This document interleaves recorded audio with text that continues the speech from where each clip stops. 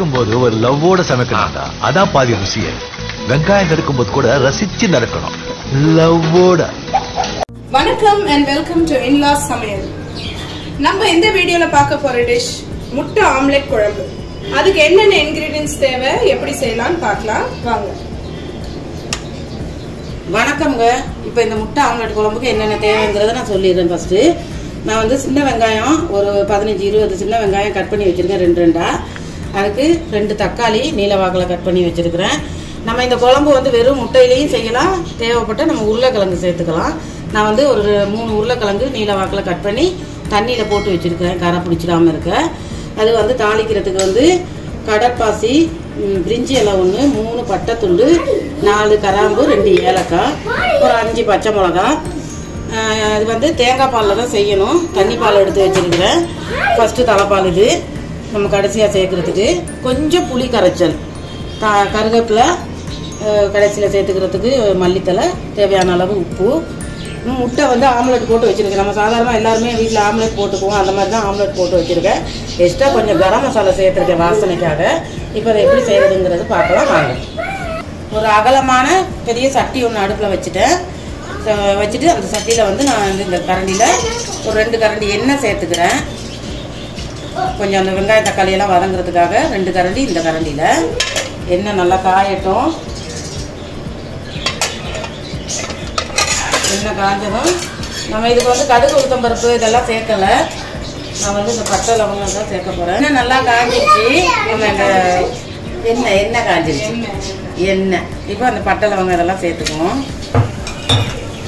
இதில் வந்து கடுகு உளுத்தம்பருப்பெல்லாம் சேர்க்க தேவையில்ல, நம்ம இது சேர்த்தா மட்டுமே போதும். 5 பச்சை மிளகா அப்படி சேர்த்துக்குவோம்.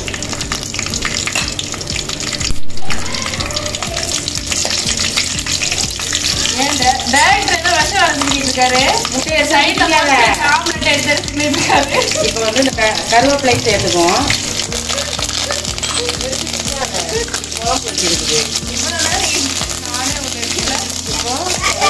இதெல்லாம் சின்ன வெங்காயம் கட் பண்ணி வச்சுட்டு அதையும் சேர்த்துக்குவோம். இதுக்கு நீங்கள் பெரிய வெங்காயம் கூட போட்டுக்கலாம். பெரிய வெங்காயம்னா ஒரு 2 வெங்காயம் ஓரளவு பொடிசாக கட் பண்ணிக்கோங்க. இது வந்து நல்லா வதங்கணும். மெயினாக எல்லாம் இவங்க வந்து முட்டை ஆம்லெட்டே குழம்பு வைப்பாங்க, அவிச்ச முட்டை குழம்பு வைப்பாங்க, முட்டை பொரிச்சு ஊற்றியும் குழம்பு வைப்பாங்க. பொரிச்சு ஊற்றி இல்லை, உடச்சி ஊற்றி எப்படி பேசி பொரிச்சு ஊற்றியா. முட்டையை வந்து நம்ம குழம்பெல்லாம் ரெடி பண்ணிட்டு அதை அப்படியே அந்த குழம்புல நம்ம உடச்சி ஊற்றணும். அந்த மாதிரி ஒரு குழம்பு செய்வோம். முட்டையில் நிறைய வரைச்சி செய்வேன். இப்போ இது வதங்கிறதுக்கு கொஞ்சம் கல் உப்பு சேர்த்துக்கிறேன். கல் உப்பு உடம்புக்கு நல்லது. நல்லா வதக்கி விட்டுக்கோங்க. இப்போ இந்த வெங்காயம் ஓரளவுக்கு வதங்கிடுச்சு. இந்த அளவுக்கு வதங்கிடணும். நம்ம இப்போ இந்த உருளைக்கிழங்கு வந்து நான் கட் பண்ணி தண்ணியில் போட்டு வச்சுருந்தேன். தண்ணியை எடுத்துட்டு உருளைக்கிழங்கையும் சேர்த்துக்குவோம். தக்காளி வந்து நம்ம அப்புறமா போட்டுக்கலாம். அந்த உருளைக்கிழங்கு நல்லா வதங்கணும். உங்களுக்கு வந்து உருளைக்கிழங்கு தேவையில்லைன்னா நீங்கள் வெறும் இந்த முட்டையிலே செய்யலாம். நம்ம இந்த முட்டை ஆம்லெட் குழம்பு என் பேத்தி வந்து பச்சை மிளகா வெங்காயம் இருக்குன்னு சாப்பிடாது, அதுக்காக தான் உருளைக்கிழங்கு சேர்த்துக்கலாம். இப்போ நம்ம இந்த உருளைக்கிழங்கு போட்டதுக்கப்புறம் ஓரளவுக்கு நல்லா வதங்கிருக்கு. இப்போ நம்ம அதில் தக்காளியும் சேர்த்துக்குவோம். தக்காளியும் சேர்த்து நல்லா வதங்க வைக்குவோம். அடி வாங்கி தேராடி தக்காளியும் சேர்த்து நல்லா கிளறி வச்சு, ஏன் முன்னாடி போடலைன்னா ஓரளவுக்கு வதங்கிக்கிறதுக்காக தான் தக்காளி சேர்க்கலைன்னா. இப்போ சேர்த்து நல்லா வதங்கட்டும். நல்லா வதங்கிருக்கு. எல்லாமே தக்காளி எல்லாம் நல்லா மசிஞ்சு வதங்கிட்டு இதில் வந்து நம்ம மசாலா தூள் சேர்த்துருக்கோம். மசாலா தூள் வந்து நான் வந்து கடைத்தூள் தான் கொஞ்சம் ஃபஸ்ட்டு சேர்க்க போகிறேன். இது வந்து எல்லாம் கலந்து அரைச்ச மிளகாத்தூள் 2 கரண்டி சேர்த்துக்கிறேன்.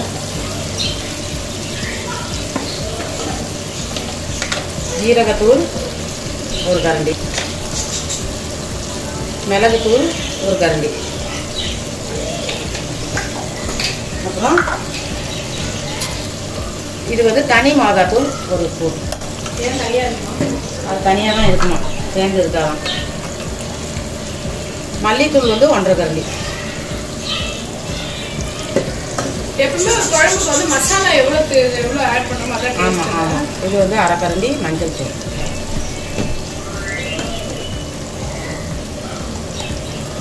அரை கரண்டி கரம் மசாலா.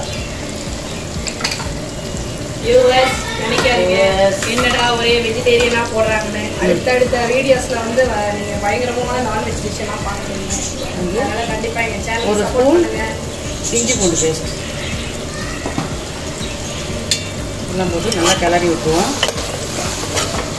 அடுத்து வந்து ஓடுறது, பறக்கிறது, நிற்கிறது எல்லாமே சமைக்கிறோம். எங்க வீடியோஸ் எல்லாம் கண்டிப்பா பாருங்க. எங்க சேனலுக்கு சப்ஸ்கிரைப் பண்ணுங்க. இப்போ வந்து நான் எடுத்து வச்சிருக்கிற இந்த தண்ணி பாலை சேர்க்க போறேன். சாரி, சொல்லு நிறைய ஒரு ஃப்ளோ தண்ணி பால் சேர்க்க.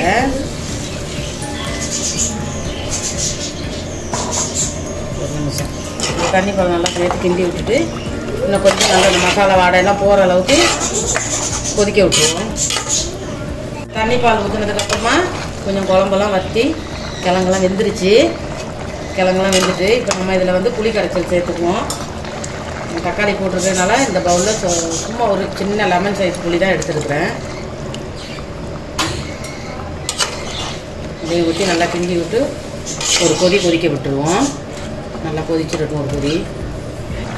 இப்போ இந்த புளி கரைச்சல் ஊற்றினதுக்கப்புறம் நல்லா கொதிச்சுட்டு நம்ம இந்த தலைப்பால் சேர்த்துக்கோங்க. லாஸ்ட்டாக தான் வந்து இந்த ஆம்லெட்டு சேர்க்கணும். சேர்த்து கொஞ்சம் தண்ணி இது நல்லா கொதிச்சிருக்கணும். ஒரு குழம்பு நிறையா வேணும்னா இன்னும் கொஞ்சம் கூட நீங்கள் தேங்காய் பால் சேர்த்துக்கலாம். தலைப்பால் ஊற்றி நல்லா கொதிச்சுட்டு இப்போ நம்ம இந்த முட்டையெல்லாம் சேர்த்துக்கோங்க. ஒரு பீஸாக முட்டையெல்லாம் சேர்த்துக்கணும். இந்த முட்டையை சேர்த்தா முட்டை ஆம்லெட் குழம்பு ரெடி. இது ரொம்ப நல்லாயிருக்கும். நமக்கு தொட்டுக்கிறதுக்கு தனியாக எதுவும் செய்யணும்னு அவசியம் இல்லை. இதையே தொட்டு சாப்பிடலாம். நல்லா ஊறி பெருசாக வந்துடும் அந்த முட்டையெல்லாம். சேர்த்து லைட்டாக அப்படி கிண்டி வைக்கணும். இந்த முட்டையெல்லாம் போட்டதுக்கப்புறம் நல்லா கொதிச்சு முட்டையெல்லாம் நல்லா பெருசாக வந்துட்டு ஒப்பி ப்ளஸ்ன்னு முட்டை குழம்பு ரெடி. மல்லிக்கீரையை தூவி நம்ம இறக்கிற வேண்டியது.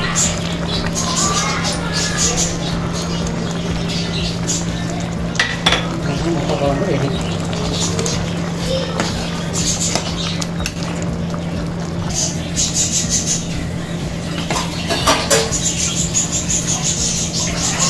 உருளைக்கிழங்கு